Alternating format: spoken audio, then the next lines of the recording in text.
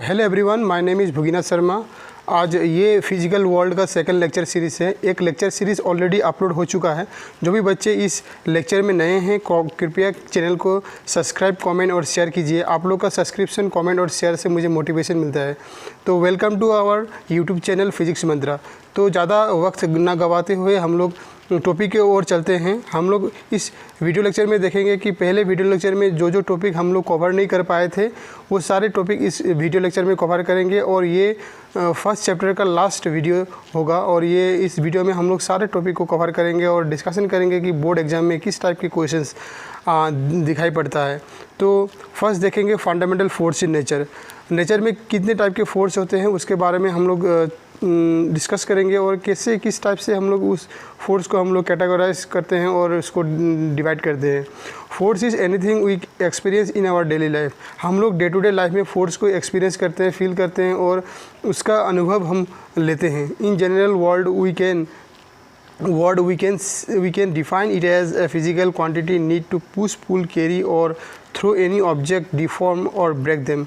किसी चीज़ को हम लोग खींचते हैं, उसको ठेलते हैं, उसको उछालते हैं, उसको तोड़ते हैं। ये सारे जो एक्टिविटी हम लोग डे टू डे लाइफ में करते हैं इसके पीछे कहीं ना कहीं फोर्स का ही देन है।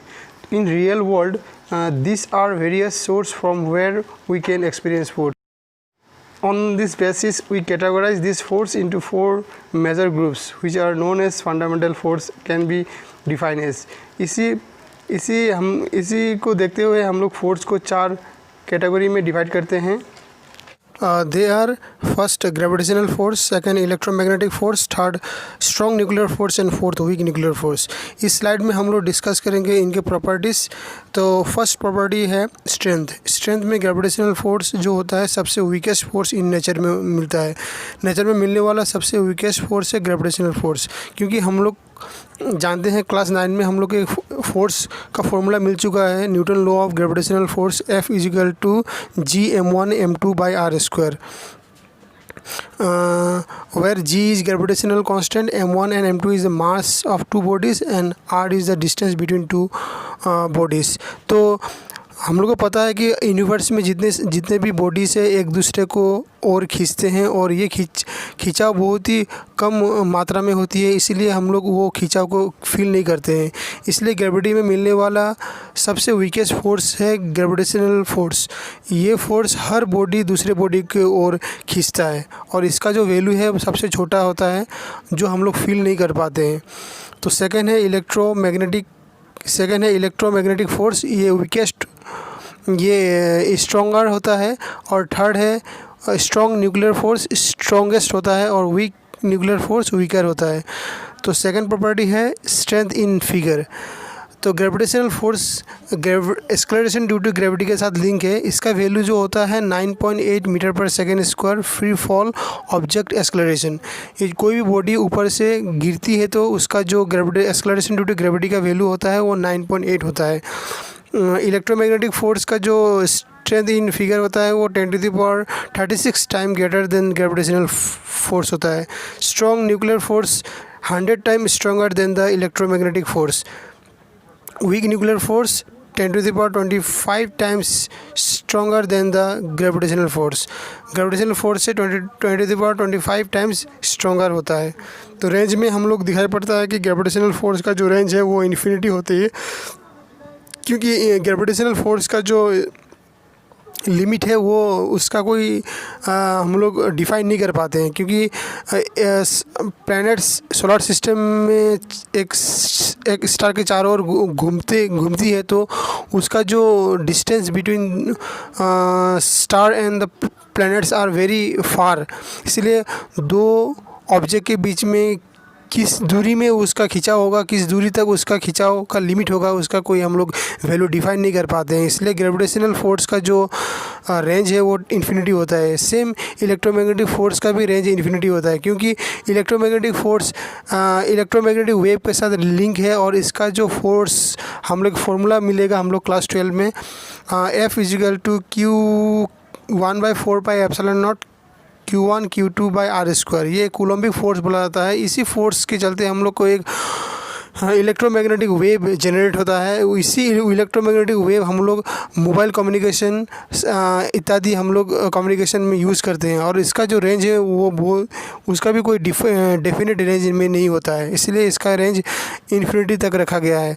स्ट्रेंथ इन स्ट्रॉन्ग न्यूक्लियर फोर्स शॉर्टेस्ट रहता है, क्योंकि न्यूक्लियस का जो डायमेंशन है वो 10⁻⁻15 फर्मी रेंज में रहता है। आप सोच सकते हैं कि न्यूक्लियस का जो डायमेंशन है 10⁻⁻15, उस डायमेंशन में न्यूट्रॉन और प्रोटॉन रहता है, और न्यूट्रॉन और प्रोटॉन के चलते वो न्यूक्लियस का चार्ज जो है पॉजिटिव होता है, क्योंकि न्यूट्रॉन का कोई चार्ज नहीं होता है, और प्रोटॉन का चार्ज पॉजिटिव होने के चलते न्यूक्लियस का चार्ज पॉजिटिव होता है। तो उस छोटे से रेंज में जो उसका फोर्स का रेंज होता है वो बहुत ही शॉर्ट रेंज में रहता है, इसलिए इसका रेंज 10⁻⁻15 बोला जाता है। तो weak nuclear force shortest at least 10⁻⁻6 metre. उसके बाद आते हैं प्रिंसिपल। किस प्रिंसिपल के ऊपर इस सारे फंडामेंटल फोर्स डिपेंड्स है? फर्स्ट प्रिंसिपल है mutual attraction between two bodies because of their masses. Gravitational force मैं ऑलरेडी बोल चुका हूँ, तो कि gravitational force the force of attraction between two bodies होता है। ये न्यूटन लॉ ऑफ ग्रेविटेशन हम लोग को क्लास 9 में ऑलरेडी हम लोग को मिल चुका है। तो ये force every object in the universe attract another object with certain force. This force is directly proportional to the product of mass and inversely proportional to the square of the distance between them. तो इसीलिए इसका जो attraction mutual attraction between the two masses बोला जाता है। Electromagnetic force between the two charged particle is called electromagnetic force. दो charge particle के बीच में जो फोर्स होता है इसको कूलम्बिक फोर्स बोला जाता है। तो ये फोर्स इलेक्ट्रोमैग्नेटिक फोर्स के साथ लिंक है, और इसी प्रिंसिपल के ऊपर इलेक्ट्रोमैग्नेटिक फोर्स टिका हुआ है। Strong nuclear force repulsive of proton present in the nucleus.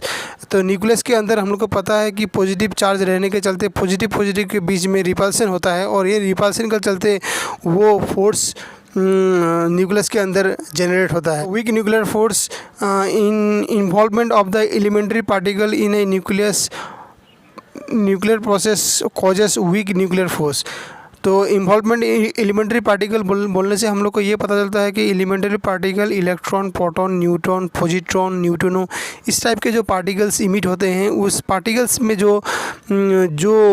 उस पार्टिकल से जो फोर्स निकलती है वो फोर्स को हम लोग इस वीक न्यूक्लियर फोर्स में रखते हैं। तो 5 प्रॉपर्टीज में चलते हैं। नंबर 5 प्रॉपर्टी है nature of force. Gravitational force always attractive force होता है। ग्रेविटेशनल फोर्स रिपल्सिव नहीं होता है, एट्रैक्टिव होता है, क्योंकि यूनिवर्स में दो ऑब्जेक्ट के बीच में एट्रैक्शन होता है, रिपल्सन कभी भी नहीं होता है। इलेक्ट्रोमैग्नेटिक फोर्स एट्रैक्टिव भी हो सकता है, रिपल्सिव भी हो सकता है, क्योंकि चार्ज पार्टिकल पॉजिटिव नेगेटिव के बीच में यदि हुआ तो ये रिपल्सिव होगा, और नेगेटिव पॉजिटिव चार्ज के बीच में हुआ तो वो एट्रैक्टिव होगा। स्ट्रॉन्ग न्यूक्लियर फोर्स, ये वेरी इंपॉर्टेंट है। स्ट्रॉन्ग न्यूक्लियर फोर्स में एट्रैक्टिव कैसे हो सकता है? क्योंकि न्यूक्लियस के अंदर तो पॉजिटिव चार्ज है, तो बट उसका रेंज देखिए आप, वो किस रेंज में बैठा हुआ है, वो रेंज 10⁻⁻15 डायमेंशन में रहता है, इसलिए उसका जो प्रॉपर्टीज़ है वो रिपल्सिव नहीं होकर वो एट्रैक्टिव होता है, क्योंकि वो शॉर्ट रेंज में रहता है, इसलिए उसका नेचर ऑफ फोर्स एट्रैक्टिव होता है। Remember, very very important, nuclear force का जो नेचर ऑफ फोर्स होता है वो एट्रैक्टिव होता है, रिपल्सिव नहीं होता है। वीक न्यूक्लियर फोर्स एट्रैक्टिव भी हो सकता है, रिपल्सिव भी हो सकता है, क्योंकि एलिमेंट्री पार्टिकल पॉजिट्रॉन और इलेक्ट्रॉन दो टाइप के एलिमेंट्री पार्टिकल इमिट होते हैं आफ्टर फ्यूशन और फिशन ऑफ न्यूक्लियस। फ्यूशन क्या होता है? दो न्यूक्लियर एक साथ जोड़ने पर जो होता है वो फ्यूशन होता है, और दो न्यूक्लियस जब टूटता है तो उसको फिशन बोला जाता है। तो इसके चलते इलेक्ट्रॉन पॉजिट्रॉन के बीच में जो अट्रैक्शन होगा वो एट्रैक्टिव होगा, क्योंकि वो अपोजिट चार्ज में रहते हैं। यदि वो पॉजिट्रॉन हुआ तो वो रिपल्सिव, इलेक्ट्रॉन हुआ तो रिपल्सिव। इस टाइप में हम लोग देख सकते हैं कि वीक न्यूक्लियर फोर्स एट्रैक्टिव भी हो सकता है और रिपल्सिव भी हो सकता है। तो ओवरऑल हम लोग को एक कंप्लीट एनालिसिस, एक कंप्लीट ओवर रिव्यू हम लोग को मिल चुका है नेचर में मिलने वाले 4 फोर्स के प्रॉपर्टीज़, और ये चारों फोर्स के बारे में हम लोग इस टेबल के ज़रिए हम लोग एनालिसिस कर सकते हैं। इस स्लाइड में हम लोग डिस्कस करने वाला है law of conservation. Important points, this law is hypothesis based on observation and experiment. Conservation law can not be proof, it can be verified और disprove by experiment. There are 4 law of conservation present in the classical physics. Classical physics में 4 law of conservation present है, उसके बारे में हम लोग next slide में discuss करेंगे। फर्स्ट है law of conservation of energy.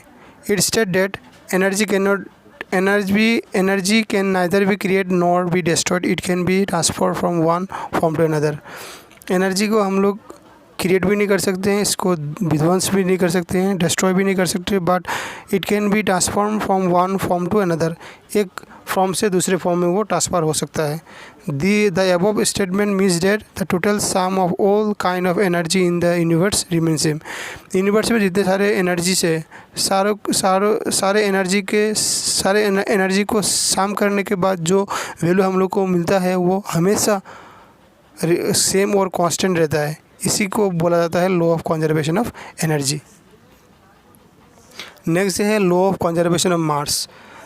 Earlier it was assumed that mass is indestructible and law of conservation of mass state that matter can neither be created nor be destroyed, but Einstein theory of relativity energy mass relation E is equal to mc square, where m is the mass and c is the speed of light in vacuum modified that law of conservation of mass, and we still use it as a very important principle except in nuclear reaction.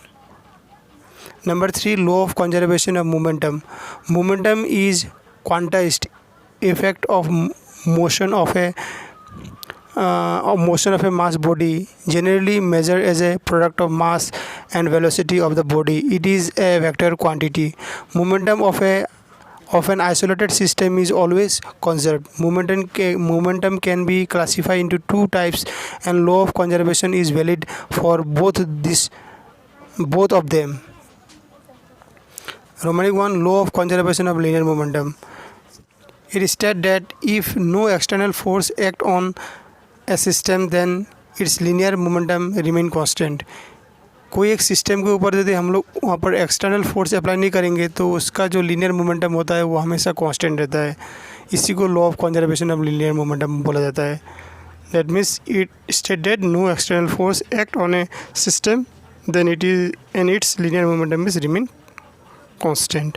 Example, a rifle give backward jerk on firing a bullet. Before firing, both bullet and the rifle are at rest, and initial momentum of the system is 0. As soon as bullet is fired, it's move forward with a large velocity in order to conserve momentum.